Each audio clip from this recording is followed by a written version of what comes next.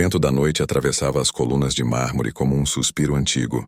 A mansão na Alameda das Cibipirunas parecia um navio imenso parado no tempo.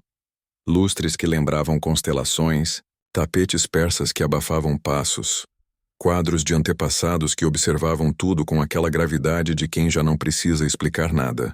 No alto da escadaria, Dona Helena Vasconcelos, 78 anos, postura impecável, cabelo preso em um coque que não admitia desalinho, segurava a taça de cristal sem provar o vinho. Olhava pela janela e via a cidade acender-se lá embaixo como um mapa de estrelas. Cada luz um destino, e nenhum deles era o seu. Os jornais ainda traziam o rosto do neto nas capas de economia. Arthur Vasconcelos, 34 anos, CEO da holding que domina shoppings, construtoras, uma fintech que todos comentam. O magnata millennial, escrevem.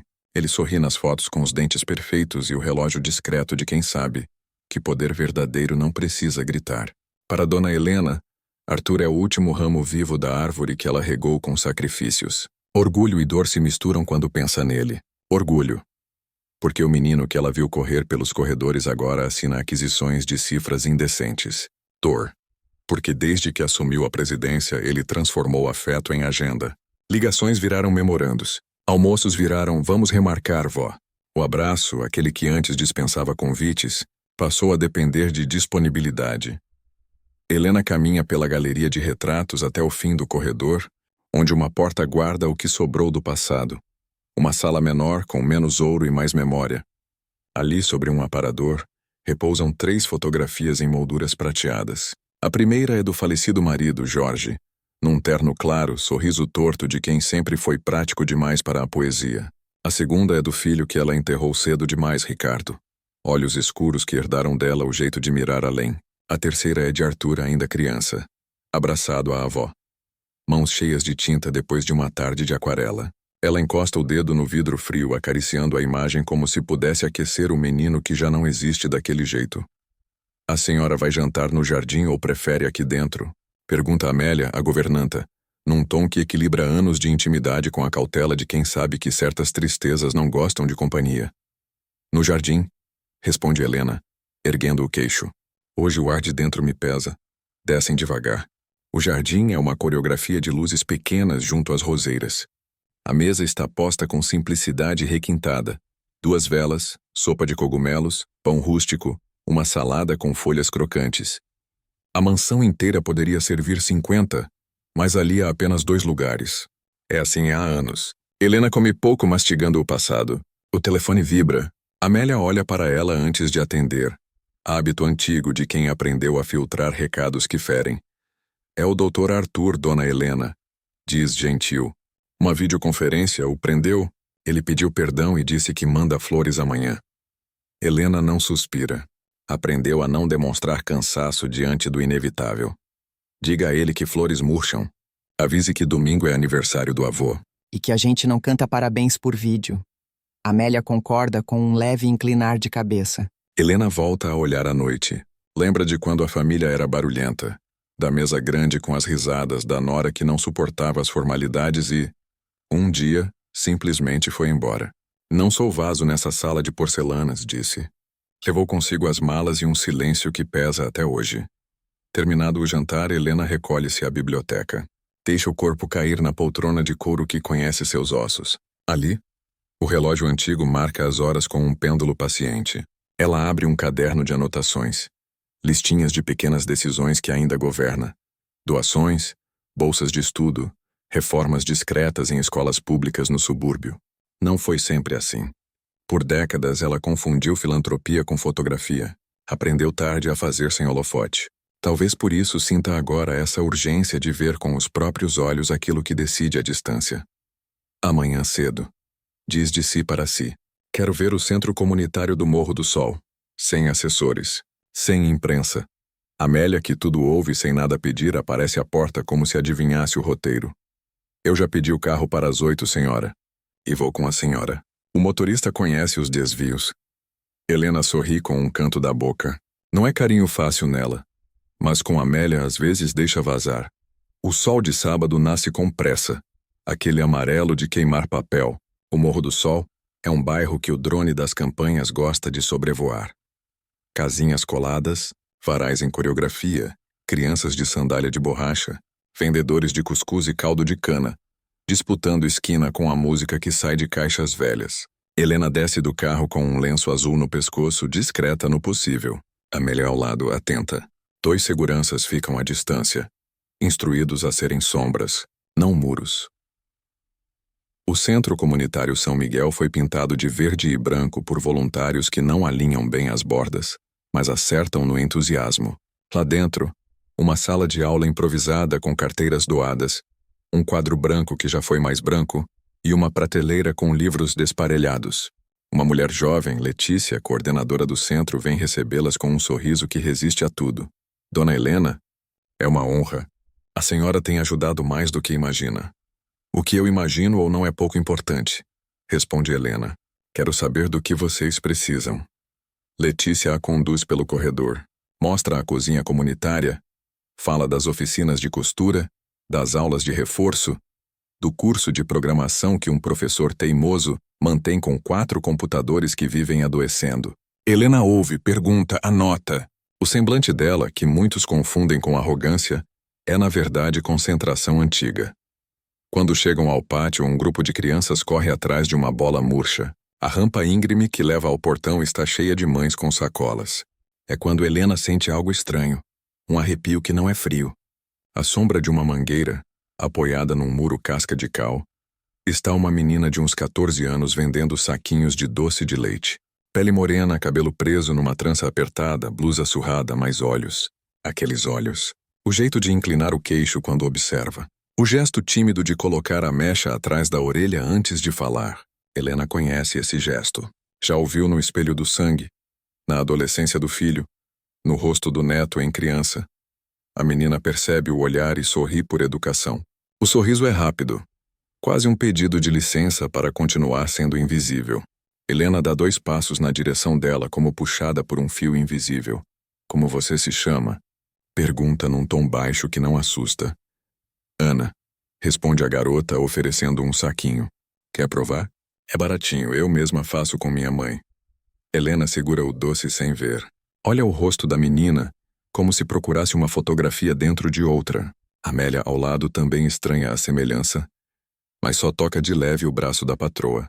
Letícia observa sem entender. Você mora aqui perto, Ana? Insiste Helena. Na Rua do Cacto, ali em cima. Aponta com a mão pequena.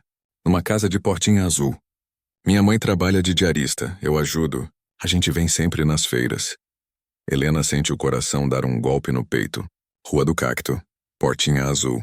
Memórias que não são dela, mas pertencem à cartografia de quem controla a cidade. O nome das ruas, os fluxos, as histórias cruzadas. O vento levanta uma poeira miúda e o lenço dela dança devagar como se a cena pedisse trilha. Você... A voz falha por um instante e ela retoma. Você tem família grande? É só eu e minha mãe. Ana encolhe os ombros como quem pede desculpa por ser pouco. Minha avó morreu quando eu era pequena. Meu pai... Eu não conheci. A palavra pai cai no chão como um copo que não quebra, mas faz barulho. Helena mantém a postura, mas por dentro algo se desloca. A semelhança com Arthur não é só um traço, é um espelho. O mesmo olhar vivo. A mesma linha do maxilar. O mesmo gesto com as mãos quando pensa. E, no entanto, a vida que cabe na menina é outra. A blusa remendada, a pele que conhece o sol por ofício, a dignidade sem teatro. E o seu sobrenome, Ana? Pergunta, tentando soar casual. Ana Lima, diz a garota. Mas na escola me chamam de Ana Clara, porque tem outra Ana Lima na sala. Aí fica confuso. Helena anota mentalmente. Lima, não Vasconcelos. Não Rocha, o sobrenome da nora que foi embora. Lima. Um mundo de possibilidades abre-se como uma cortina puxada pelo vento. Um nome, uma linha, uma pergunta que lateja. Quem é o pai? E por que o destino decidiu colar o rosto de Arthur nessa menina da Rua do Cacto? Dona Helena? Letícia a chama delicada. A senhora quer ver a sala de música?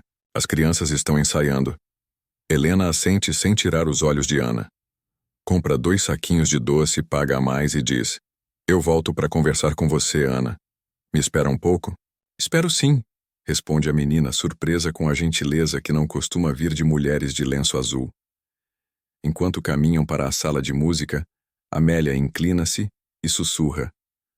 A senhora viu o que eu vi? Vi, Amélia. Responde Helena, os olhos firmes, mas a alma num terremoto sereno. E se o que eu vi for o que estou pensando? Nossas paredes vão ouvir verdades que nunca quiseram escutar. A banda mirim começa a tocar um samba torto, lindo de tão honesto. Mas Helena está em outro compasso. Cada batida do pandeiro parece dizer vá, vá, vá. E ela sabe que, ao deixar o Morro do Sol naquela manhã, não voltará para a mesma mansão. Porque há encontros que não devolvem ninguém igual. E o rosto de uma menina que carrega o gesto do seu sangue é um desses encontros que empurram o destino para o trilho do irreversível. Amélia, ela decide, sem firulas. Depois daqui quero ir até a Rua do Cacto, Portinha Azul. Sim, senhora, responde a governanta já calculando trajetos e vazios. Helena respira fundo. O lenço azul sobre o peito parece enfim uma bandeira. Não de família. De coragem. O carro desceu pela Rua do Cacto devagar. Os pneus espirrando poças que ainda restavam da chuva da noite anterior. As casas simples, algumas pintadas em cores fortes, outras com a tinta já descascada, formavam uma fileira de vidas discretas. Helena observava tudo pela janela aberta, o lenço azul protegendo o pescoço, enquanto o coração batia com a mesma intensidade que batia quando entrava no salão de leilões, décadas atrás. Mas agora não era por dinheiro. Era por algo que ela não ousava nomear ainda. A portinha azul estava lá, como Ana havia descrito, pequena, com a madeira gasta e um vaso de flores improvisado em lata de óleo.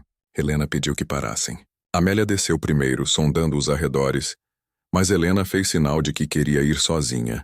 Cada passo na calçada parecia ecoar mais do que deveria. Ela bateu. A porta se abriu lentamente, revelando uma mulher de cerca de 40 anos. Rosto cansado, mas bonito. Mãos com marcas de trabalho. Olhos que se arregalaram ao reconhecer quem estava diante dela. Dona Helena? Perguntou a mulher incrédula. Eu conheço a senhora. Helena sustentou o olhar. A memória voltou como uma lâmina. Aquela mulher, muito mais jovem, já tinha cruzado os corredores de sua mansão anos atrás. Você se chama Clara, não é? Disse Helena quase num sussurro. A mulher respirou fundo, confirmando com um aceno lento. Sim, eu trabalhei na sua casa.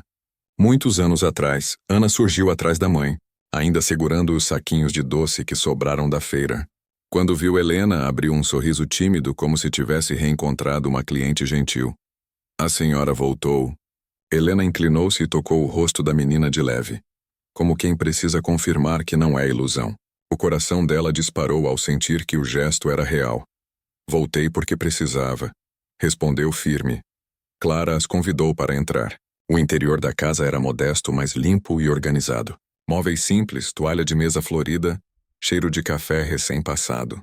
Helena sentou-se devagar como quem invade um território sagrado. Eu não esperava essa visita, disse Clara, nervosa, tentando arrumar as coisas que já estavam arrumadas. Posso oferecer um café? Café seria bom, respondeu Helena, a voz contida. Enquanto Clara se ocupava, Ana puxou uma cadeira e sentou-se ao lado de Helena. Os olhos da menina, tão parecidos com os de Arthur, a fitavam com inocência e curiosidade. A senhora é muito elegante. Parece aquelas mulheres de filme, disse Ana, sem malícia, apenas observando. Helena sorriu de canto. Havia anos que não ouvia um elogio sem segunda intenção. E você é muito parecida com alguém que eu amo muito. Ana arqueou as sobrancelhas. Com quem? Helena respirou fundo, escolhendo as palavras. Com meu neto. Ana riu, surpresa. Sério? Então deve ser coincidência. Mas Helena sabia que não era. Cada traço no rosto da menina gritava um parentesco escondido. O café chegou servido em xícaras descascadas. Clara sentou-se diante delas, tensa. Dona Helena, posso perguntar por que a senhora veio aqui? Helena apoiou as mãos na mesa e olhou firme para Clara. Porque sua filha é o retrato vivo do meu neto Arthur. E eu preciso entender por quê. O silêncio caiu como pedra no lago. Clara baixou os olhos, tremendo. Ana olhou de uma para a outra sem compreender. Mãe? O que ela está dizendo? Clara fechou os olhos por um instante como quem segura um segredo há anos. Quando os abriu, lágrimas já escorriam. Ana, eu nunca quis te esconder nada, mas não tive escolha. Seu pai, Seu pai era o filho de Dona Helena. Ana arregalou os olhos confusa. Helena sentiu o mundo girar. A suspeita se confirmava. O quê? A menina balbuciou. Quer dizer que eu... Helena completou com a voz embargada, mas firme. Você é minha bisneta. A xícara de café tremeu na mesa. Clara levou as mãos ao rosto, incapaz de conter o choro. Ana ficou paralisada, o doce de leite ainda nas mãos, sem acreditar no que ouvira. Helena, no entanto, sabia que a partir daquele instante, nada mais seria igual. O silêncio dentro da pequena casa pesava mais que qualquer palavra. Ana olhava para a mãe como quem tenta decifrar um enigma que, de repente, muda toda a sua vida. Helena, imóvel, ainda segurava a borda da mesa como se precisasse de apoio para não se perder nas lembranças que vinham como enxurrada. Clara respirava rápido, tentando controlar as lágrimas, mas os olhos vermelhos a denunciavam. Mãe, me explica, pediu Ana, a voz tremendo. O que a senhora quis dizer? Que o meu pai era filho dela. Clara enxugou o rosto com o avental. Olhou primeiro para Helena, depois para a filha.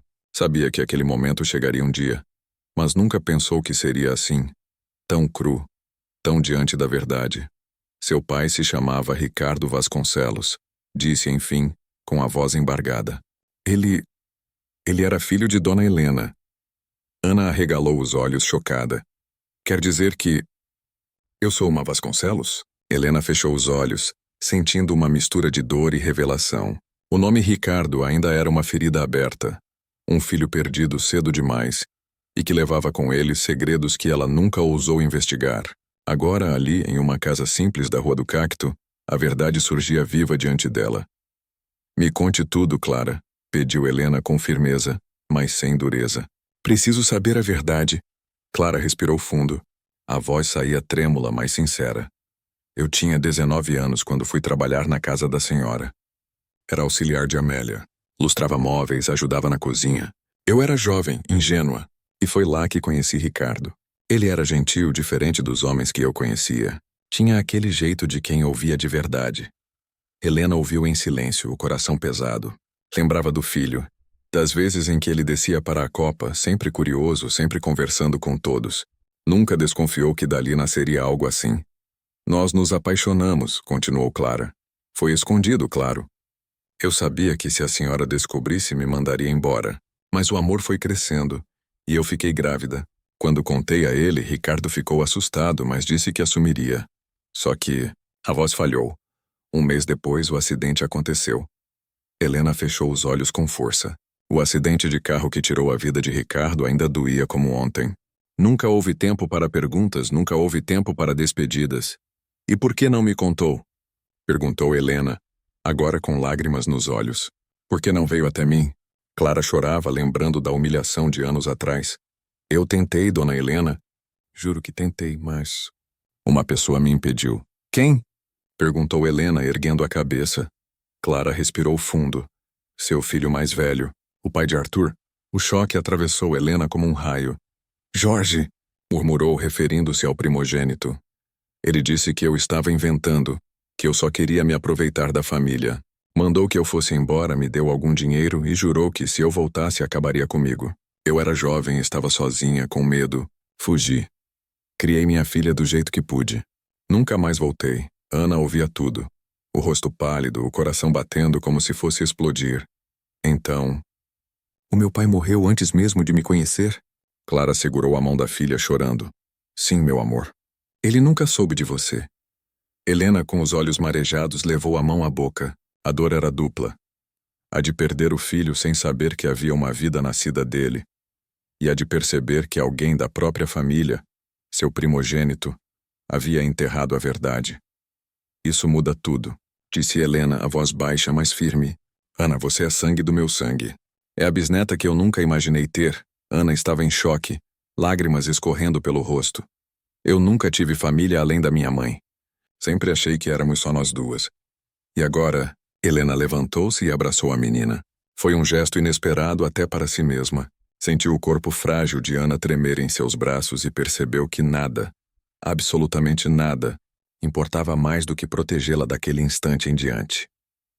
Você não está mais sozinha, minha querida, disse Helena, a voz firme, mas embargada. Nunca mais. Clara, em lágrimas, observava a cena com um misto de alívio e medo. Sabia que a partir dali tudo mudaria. Haveria disputas, haveria segredos expostos, mas também havia, pela primeira vez em muitos anos, a esperança de que a filha não precisaria mais carregar sozinha o peso da origem escondida. Amélia, que permanecera em silêncio o tempo todo, aproximou-se. Dona Helena, a senhora sabe o que isso significa. O jovem Arthur precisa saber. Helena respirou fundo, enxugou as lágrimas e assentiu.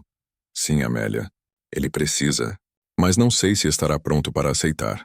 Ana a olhou com os olhos marejados. E se ele não acreditar? Helena segurou o rosto da bisneta com delicadeza. Então ele aprenderá. Porque a verdade não depende de aceitação. Ela existe, e agora nada poderá apagá-la. A casa da Rua do Cato parecia pequena demais para conter tamanha revelação. Helena sabia que, ao cruzar novamente aqueles portões de mármore, levaria consigo não apenas um segredo revelado, mas uma batalha que estava prestes a começar. A noite desceu sobre a cidade, e a mansão de Dona Helena parecia mais imponente do que nunca. Os lustres acesos refletiam nas paredes de mármore, mas dentro dela, o peso do silêncio era quase sufocante. Helena estava em seu quarto, sentada na poltrona de veludo, com a xícara de chá ainda intocada sobre a mesa de cabeceira. Desde que voltara da Rua do Cacto, sua mente girava como se tivesse acordado em um outro mundo. O rosto de Ana não saía de sua memória. O olhar, o sorriso tímido, a forma de segurar o cabelo atrás da orelha, eram fragmentos do filho que perdera e do neto que quase não via.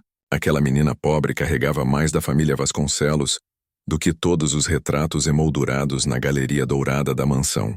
E ainda assim, crescera esquecida à margem por causa da mentira cruel de alguém que deveria ter protegido a própria linhagem. Amélia entrou no quarto com passos cuidadosos. Colocou uma manta sobre os ombros da patroa, como sempre fazia em noites de preocupação. A senhora precisa descansar. Helena, porém, não fechou os olhos. Não consigo. Quantos anos da vida de Ana se perderam por causa de uma mentira, Amélia? Quantos aniversários, quantas lembranças? A governanta suspirou. A senhora não tem culpa do que aconteceu. Helena a olhou, amarga. Não tenho culpa, mas tenho responsabilidade. Era minha casa, era minha família, e foi debaixo do meu teto que o silêncio foi imposto. Um arrepio percorreu-lhe o corpo. Pela primeira vez ela encarava a ideia de que o filho mais velho, Jorge, o pai de Arthur, poderia ter sido o arquiteto do abandono de Ana. Ele, que sempre foi austero, que herdara do pai o espírito calculista e a preocupação com o prestígio acima de tudo. Helena lembrava bem de como ele reagira à morte do irmão. Frio, prático, já pensando nos negócios que herdaria. Agora fazia sentido. Jorge sabia da gravidez de Clara e, ao invés de acolher, escolheu o caminho da crueldade, expulsando-a para proteger o sobrenome. Helena sentiu uma dor profunda no peito. Não era apenas a revelação de uma bisneta perdida, mas o peso de perceber que seu primogênito havia traído a própria família. No dia seguinte, decidiu que não podia mais adiar a conversa. Ligou para Arthur e exigiu que fosse à mansão. A voz dele soou apressada, como sempre, cheia de compromissos e reuniões. Mas havia um tom na ordem da avó que não permitia discussão. "Avó, está tudo bem?" perguntou ele intrigado. "Não, Arthur. Não está. Venha hoje à noite. É um assunto de família." Quando desligou, Helena respirou fundo. Sabia que aquela conversa mudaria para sempre o rumo da família Vasconcelos. Arthur chegou às 8 em ponto, com o terno impecável e a gravata ajustada, como se estivesse entrando em mais uma reunião de negócios. Passou pela sala ampla, onde os retratos dos antepassados pareciam observá-lo com expectativa. Encontrou a avó sentada à cabeceira da mesa de jantar sozinha, com uma expressão grave. "O que aconteceu, vó?" perguntou, tirando o paletó. "Você me assustou no telefone." Helena o observou por um momento, estudando cada traço.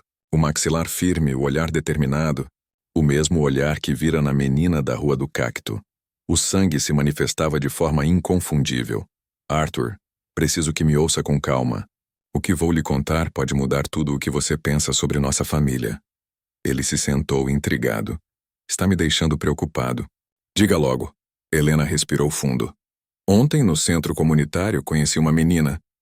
O nome dela é Ana. Mora no Morro do Sol com a mãe. Arthur franziu o senho impaciente. E por que isso é importante? Porque essa menina é o retrato vivo de você, Arthur. O mesmo olhar, os mesmos gestos. E descobri que ela é filha de Ricardo. O silêncio foi absoluto. Arthur piscou sem acreditar. O quê? Ana é sua prima. Não, mais do que isso, é minha bisneta. Filha de Clara, uma mulher que trabalhou aqui quando jovem. Ela e Ricardo se apaixonaram, mas antes que ele pudesse assumir a criança, morreu no acidente. Arthur balançou a cabeça incrédulo. Isso é absurdo. Como pode ter certeza? Helena sentiu o peso da acusação, mas manteve-se firme. Porque Clara me contou, e porque Jorge sabia, ele expulsou Clara, deu-lhe dinheiro e a ameaçou para que nunca mais voltasse. Arthur levantou-se bruscamente, andando de um lado para o outro. Isso é grave demais, vó. Está falando do meu pai. Como pode acreditar na palavra de uma mulher que vivia no subúrbio contra a de um Vasconcelos? Helena se levantou também, a voz agora cheia de força. Porque eu vi, Arthur. Eu olhei nos olhos daquela menina e vi Ricardo de novo. Vi você, criança, correndo por estes corredores. O sangue não mente, Arthur parou encarando a avó. Sua respiração estava pesada. Mesmo que fosse verdade, e eu não estou dizendo que é, o que pretende? Trazer essa menina pobre para dentro da nossa família? Colocar o sobrenome Vasconcelos nas manchetes de fofoca? Isso destruiria a reputação que construímos. Helena o encarou com lágrimas nos olhos, mas também com uma firmeza que ele nunca tinha visto. Não, Arthur. Isso salvaria nossa família da mentira que a corrói há décadas. Reputação sem verdade é castelo de areia. Arthur desviou o olhar nervoso. Eu não aceito. Helena se aproximou, colocando as mãos trêmulas sobre a mesa. Você não precisa aceitar. Precisa apenas compreender que a verdade existe com ou sem sua permissão. E eu não vou permitir que mais uma geração seja apagada por causa do orgulho de homens que só enxergam poder. Arthur ficou em silêncio, dividido entre o choque e a raiva. Dentro dele algo começava a estremecer, mas o orgulho ainda falava mais alto. Helena sabia que a batalha estava apenas começando. Naquela noite, quando Arthur deixou a mansão, o clima pesava como chumbo. Helena voltou à biblioteca, encarou os retratos e falou sozinha, como se falasse com o filho perdido. Ricardo, meu filho, sua filha vive, e eu vou lutar por ela, mesmo que o mundo inteiro me vire as costas. Ela apagou as luzes, mas sabia que dali em diante, nada poderia apagar a chama da verdade. Arthur não dormiu naquela noite. Voltou para a cobertura de vidro e aço no centro da cidade, onde o horizonte era feito de prédios iluminados, mas nenhum trazia paz. Serviu-se de um uísque caro, deixou o copo pela metade e passou horas diante da janela, os pensamentos martelando. Uma bisneta escondida, uma menina pobre, filha de um caso proibido do meu tio morto. Era absurdo demais. E ainda assim, os olhos dela, descritos pela avó, não lhe saíam da cabeça. Na manhã seguinte, Helena não esperou, telefonou. Arthur, precisamos ir juntos até a casa de Ana. Não adiarei mais. Arthur hesitou, mas não conseguiu dizer não. Talvez por respeito. Talvez porque parte dele precisava encarar a história de frente. No fim da tarde, o carro preto estacionava de novo na Rua do Cato. A presença daquele veículo de luxo chamava a atenção. As crianças pararam de brincar. E vizinhos curiosos se debruçaram nas janelas. Clara abriu a porta e ficou paralisada. Não era apenas Dona Helena. Era também Arthur. Impecável no terno, olhar sério de executivo. Ana surgiu atrás da mãe, enxugando as mãos no avental. Seus olhos encontraram os dele e, por um instante, o tempo pareceu parar. A semelhança era gritante. O mesmo contorno de sobrancelha, o mesmo jeito de firmar o queixo. Então é ela? Arthur perguntou, quase sussurrando, como se tivesse levado um soco. Helena assentiu. E Arthur entrou sem pedir, os sapatos de couro fazendo barulho no piso gasto. Olhou em volta como quem avalia um cenário. A casa simples, a mobília usada, a ausência de qualquer luxo. Tudo aquilo parecia um insulto ao sobrenome Vasconcelos. Quero ouvir da sua boca, disse voltando-se para Clara. Quem é o pai dessa menina? Clara manteve a postura mesmo com o coração acelerado. Ricardo, o seu tio. Arthur fechou os olhos irritado. Meu pai nunca falou nada disso. Porque foi ele quem me expulsou quando descobriu. Respondeu Clara, firme. Me deu dinheiro e ameaçou acabar comigo se eu voltasse. Eu era jovem, sozinha, com medo. Não tive escolha. Arthur respirava fundo, o maxilar travado. Olhou para Ana, que o observava em silêncio, os olhos marejados. Aquilo o incomodava mais do que admitiria. Era como olhar para um espelho do passado. E isso não prova nada, disse ríspido. Pode ser coincidência. Helena interveio. Não é coincidência, Arthur. O sangue não mente. Sangue. Arthur riu sarcástico. O sangue Vasconcelos carrega responsabilidade, poder, disciplina. O que eu vejo aqui é pobreza, improviso, fragilidade. Essa menina pode até se parecer comigo, mas não pertence ao nosso mundo. As palavras cortaram como faca. Ana deu um passo para trás, os olhos cheios de lágrimas. Clara ergueu-se furiosa. Não fale da minha filha assim. Ela não precisa do seu mundo para ser digna.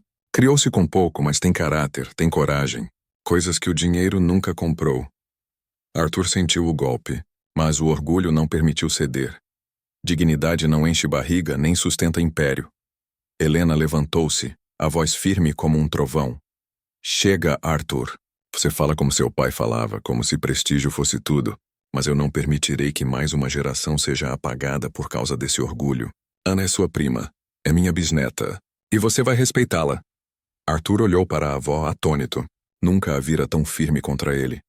Vó, a senhora está se deixando enganar por uma história mal contada. Não é história, é verdade, respondeu Helena. E se ainda duvida, faremos um exame de DNA. O silêncio que se seguiu foi pesado.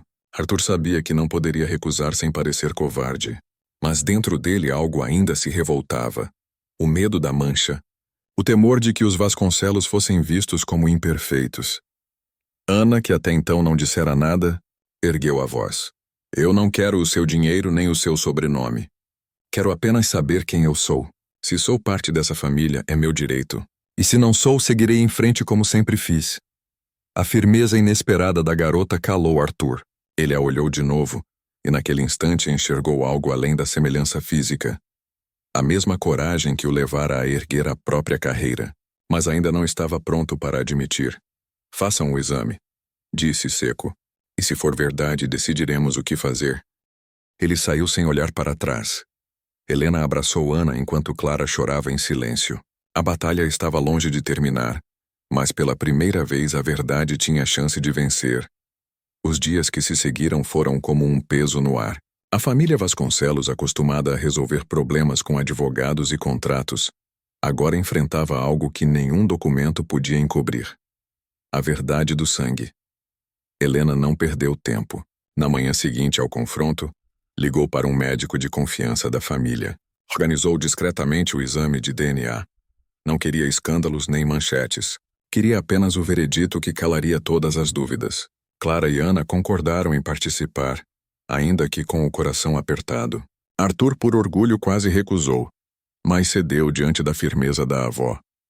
O laboratório era discreto em um prédio elegante no centro. Helena chegou primeiro, acompanhada de Amélia. Poucos minutos depois, Clara e Ana entraram de mãos dadas.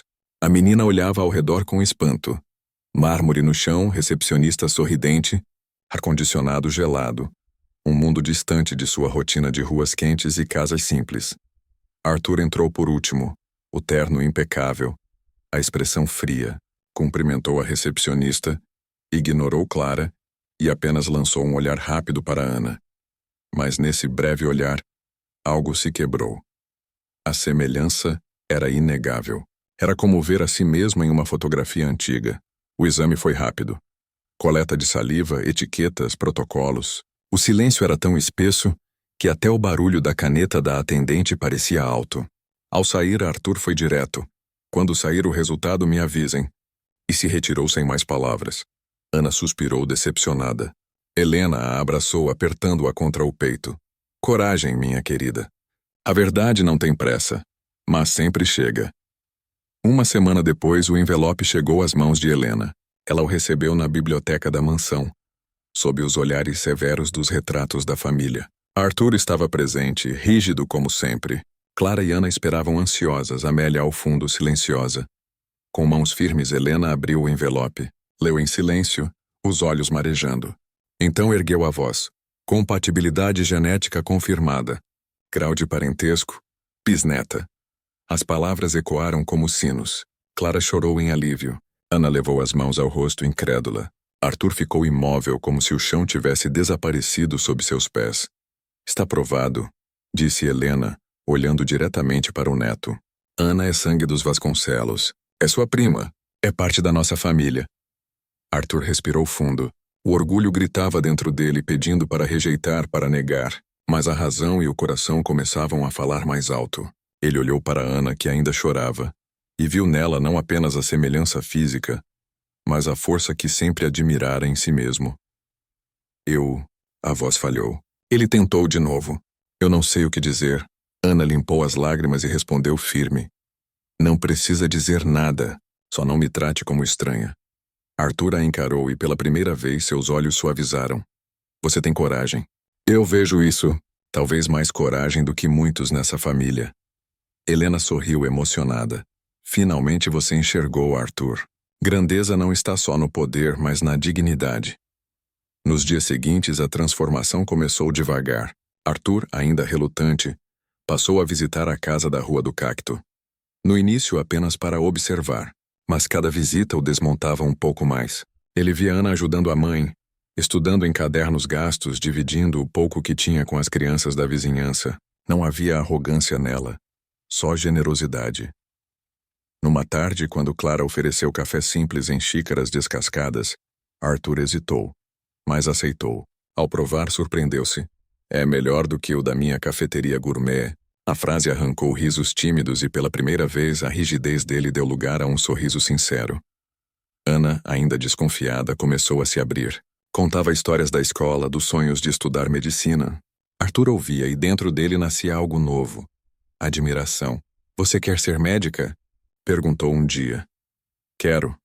Quero ajudar pessoas como minha mãe, que sempre cuidou de todos e nunca teve quem cuidasse dela. Arthur ficou em silêncio. Aquela resposta ecoava mais do que 1000 relatórios de negócios. Helena observava tudo com alegria contida. Via no neto a mudança que sempre esperou. O orgulho ainda estava ali, mas agora dividido com algo mais humano. A descoberta de que a família não era apenas herança e nome, mas também verdade e amor. Numa noite, depois de uma visita à casa de Clara, Arthur caminhava com Helena pelo jardim da mansão. A lua iluminava as roseiras, o ar estava fresco. Vó, disse ele quebrando o silêncio. Eu errei. Não, Arthur. Você aprendeu, mas... E se isso se tornar público? E se disserem que os Vasconcelos têm uma bisneta pobre e escondida? Helena o olhou com ternura e firmeza. Então diremos a verdade, que a maior riqueza desta família não está no império, mas na menina que nos devolveu a humanidade. Arthur respirou fundo. Pela primeira vez sentiu orgulho não do sobrenome, mas da coragem da bisneta recém-descoberta. O vínculo foi crescendo. Arthur passou a levar livros para Ana. Ajudava nos estudos, ouvia suas opiniões. O seu frio descobria que havia sabedoria também na simplicidade. Clara, antes desconfiada, passou a enxergar nele não apenas o homem que herdara a arrogância do pai, mas alguém capaz de se transformar. Helena, finalmente, sentia o peso da solidão se desfazer. Agora não era apenas a senhora da mansão, era bisavó, era matriarca de uma família que, apesar das feridas, encontrava redenção. A verdade, enfim, havia vencido a mentira. O tempo passou, e com ele a tensão que antes pesava sobre cada encontro começou a se transformar em laços. A casa simples da Rua do Cacto não mudou de tamanho, mas ganhou vida nova. Arthur, que antes atravessava aquele portão como um estranho, agora já não precisava de convite. Chegava algumas tardes sem avisar, trazendo livros, cadernos e até um notebook usado para Ana estudar. No início, a menina recebia tudo com certa desconfiança, mas logo percebeu que por trás do terno e do olhar severo, havia alguém que também buscava ser aceito. Clara observava com cuidado. Tinha medo de se iludir, mas via no comportamento dele sinais de mudança. O homem que antes a desprezara por sua origem agora se sentava à mesa simples, aceitava café em xícaras descascadas e até arriscava um sorriso quando Ana falava de seus sonhos de ser médica. Helena, por sua vez, parecia rejuvenescida. Já não passava as noites solitárias diante dos retratos. Agora tinha companhia, tinha esperança. Tinha uma nova razão para acordar a cada manhã. Certa tarde de domingo, Helena decidiu reunir todos em sua mansão. Não para um jantar luxuoso, mas para algo mais íntimo. O salão principal, antes cenário de festas grandiosas, foi preparado de forma simples. Uma mesa grande, flores frescas e lugares marcados não por títulos, mas por laços. Ana estava nervosa, ajustando o vestido simples que a avó lhe dera de presente. Clara segurava sua mão, lembrando que dignidade não depende de roupas. Arthur observava as duas em silêncio, percebendo como sua visão do mundo havia mudado desde o primeiro encontro. Quando todos estavam sentados, Helena se levantou. A postura era firme, mas a voz carregava emoção. Disse que, por muito tempo, acreditara que riqueza era medida em números e propriedades, que havia se orgulhado do império construído, mas que no fundo carregava uma solidão que nada preenchia. Contou como o destino a levara até Ana, como a semelhança no olhar a fizera enxergar que a família ainda tinha raízes escondidas, e revelou que, desde aquele dia no centro comunitário, seu coração voltara a bater como nunca. Arthur escutava em silêncio, os olhos fixos na mesa, até que não conseguiu mais se conter. Levantou-se também e falou com a sinceridade que raramente mostrava fora das salas de negociação. Confessou que resistira por orgulho, que temera a opinião dos outros mais do que a verdade. Admitiu que pela primeira vez via alguém com mais coragem do que ele mesmo. Ana, a menina que não pediu nada além do direito de saber quem era. Disse que se envergonhava de ter a tratado como estranha e que dali em diante faria tudo para honrar o laço que compartilhavam. Ana chorava em silêncio, as lágrimas escorrendo pelo rosto enquanto apertava a mão da mãe. Helena a puxou para perto e declarou diante de todos. Aquela menina não era apenas sua bisneta, mas a herdeira mais valiosa da família Vasconcelos. Não pela fortuna, mas pela verdade que carregava. A sala inteira aplaudiu, inclusive os empregados que acompanhavam discretamente. Nos dias que se seguiram, Helena tomou uma decisão ousada. Anunciou publicamente em um evento beneficente a existência de sua bisneta. A notícia caiu como bomba nos jornais, mas ao invés de escândalo, trouxe comoção. A imagem da senhora rica abraçando a menina pobre correu às redes sociais. Muitos viram ali um símbolo de reconciliação, de que o poder não pode apagar a verdade. Arthur, antes temeroso da repercussão, surpreendeu-se ao ver que a coragem da família gerava mais respeito do que qualquer fachada perfeita. Clara, que sempre vivera à sombra do medo, sentiu-se finalmente livre. Já não carregava o peso da acusação de ter inventado uma história. Sua filha agora tinha um lugar reconhecido. E ela, o alívio de ver que a luta em silêncio não fora em vão. Ana, por sua vez, ganhou mais do que um sobrenome. Ganhou oportunidades, bolsa de estudos, acesso a livros, portas abertas. Mas, acima de tudo, ganhou uma família que antes só existia em fotografias e histórias cortadas. Numa noite calma, enquanto caminhavam pelo jardim da mansão, Ana olhou para Arthur e perguntou se ele acreditava que um dia ela seria médica. Ele a encarou sério, depois sorriu. Disse que acreditava e que faria o possível para ajudá-la a chegar lá. E completou que talvez fosse ela quem salvaria a família, não com negócios, mas com o exemplo de coragem e verdade. Helena, observando de longe, sentiu as lágrimas caírem sem vergonha, porque sabia que, no fim, o inesperado não só revelara uma bisneta perdida, revelara também a chance de redenção para toda uma família. E assim, naquela mansão onde o silêncio reinava, o som voltou. Não de música ou festas luxuosas, mas de vozes verdadeiras, de risos sinceros, de sonhos compartilhados. A grandeza da família Vasconcelos já não estava nos números das ações, mas no abraço de uma senhora que reencontrou a esperança nos olhos de uma menina. A verdade, enfim, triunfara sobre a mentira. E o destino mostrara que nenhuma riqueza se compara ao poder de um laço de sangue que ressurge quando menos se espera.